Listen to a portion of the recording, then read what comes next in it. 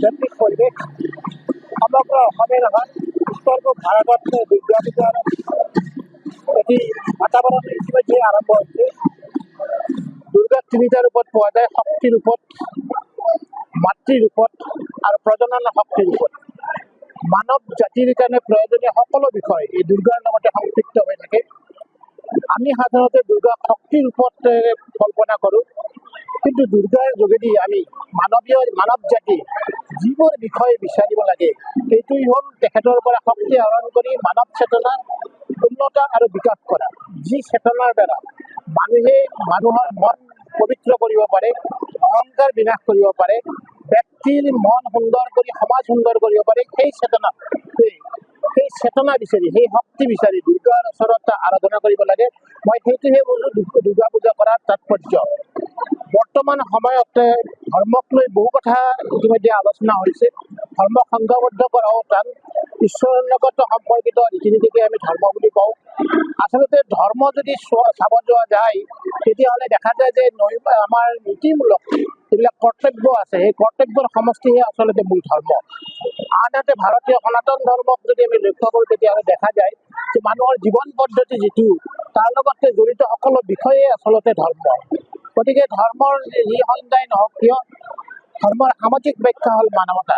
গতিকে এই মানৱতাৰ দিশটো ধৰ্মই যাতে সমাজৰ মাজত প্ৰচাৰিত কৰিব পাৰে, ধৰ্মৰ যোগেদি যাতে এনেকুৱা ধৰণৰ ভগৱানক আৰাধনা কৰি, দুৰ্গা দেৱীক আৰাধনা কৰি, বিভিন্ন দেৱ দেৱতাক আৰাধনা কৰি সেই চেতনা যাতে মানুহে লাভ কৰিব পাৰে তেনে দৃষ্টিৰে ধৰ্মীয় অনুষ্ঠানবিলাকত অনুষ্ঠিত হ'ব লাগে। আৰু বহুত বিষয় লৈ আমি ধৰ্মক সাঙুৰি ল'ব পাৰোঁ। আচলতে আমি ভাবোঁ যে ঈশ্বৰ উপাসনাই ধৰ্ম, কিন্তু মানৱীয় ধৰ্ম বহুত আছে। পিতৃ ধৰ্ম আছে, মাতৃ ধৰ্ম আছে, সমাজ ধৰ্ম আছে, ৰাষ্ট্ৰ ধৰ্ম আছে। সেই ধৰ্মবিলাক আচলতে মানুহৰ জীৱনৰ কাৰণে প্ৰয়োজনীয় আৰু সেইবোৰবিলাকতো মানুহে সদায় দৃষ্টি ৰাখিব লাগে। গতিকে এই আমাৰ দেহাৰকুছিৰ বাসী ৰাইজে যে আড়ম্বৰপূৰ্ণভাৱে আজি বহু বছৰ ধৰি ইয়াতে দুৰ্গা মাক উপাসনাৰ যোগেদি এই অঞ্চলৰ সমাজৰ প্ৰতিজন ব্যক্তি, প্ৰতিখন সমাজ উত্তৰণ আৰু বিকাশৰ কাৰণে তেখেতসকলে মা দুৰ্গাৰ ওচৰতে আশীষ লৈ আহিছে। মই আশা কৰিম যে মা দুৰ্গাই এই অঞ্চলৰ সকলো ব্যক্তিৰ সকলো মলিনতা দূৰ কৰি, তেওঁলোকৰ মাজত থকা অনৈক্য দূৰ কৰি, তেওঁলোকৰ মাজত থকা অহংকাৰ দূৰ কৰি প্ৰত্যেকজন ব্যক্তিৰে মন সুন্দৰ কৰক আৰু এই সমাজখন সুন্দৰ কৰক। এই পূজাৰ যোগেদি মোৰ ক'ব লগা তেখেতসকললৈকে আহ্বান। ধন্যবাদ। ঠিকে আছে। নমস্কাৰ। আজি দুৰ্গা পূজা মহোৎসৱৰ অষ্টমী তিথি। এই অষ্টমী তিথিত মই বহু ভক্তগণ ৰাইজনে উপস্থিত হৈছে আৰু বিভিন্ন জেগাৰ পৰা, অসমৰ বিভিন্ন জেগাৰ পৰা ইয়াত মানুহ আহি পেলাই আমাক উৎসাহিত কৰিছে।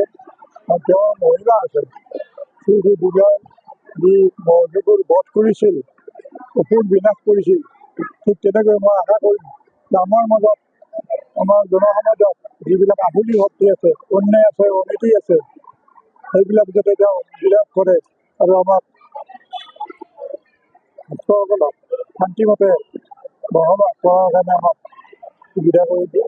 তাই মই মা দুৰ্গাৰ ওচৰত কামনা ৰাখি মই সামৰিছোঁ। এইটো বৰ দুখীয়া কথা যে এজন, মই ভাবোঁ অসমৰ বুলিয়েই নহয়, গোটেই ভাৰতবৰ্ষৰ এজন শিল্পী, উদীয়মান শিল্পী, যাৰ কণ্ঠ আমাৰ ডেকা প্ৰজন্মৰ মুখে মুখে উচ্চাৰিত হৈ আছে।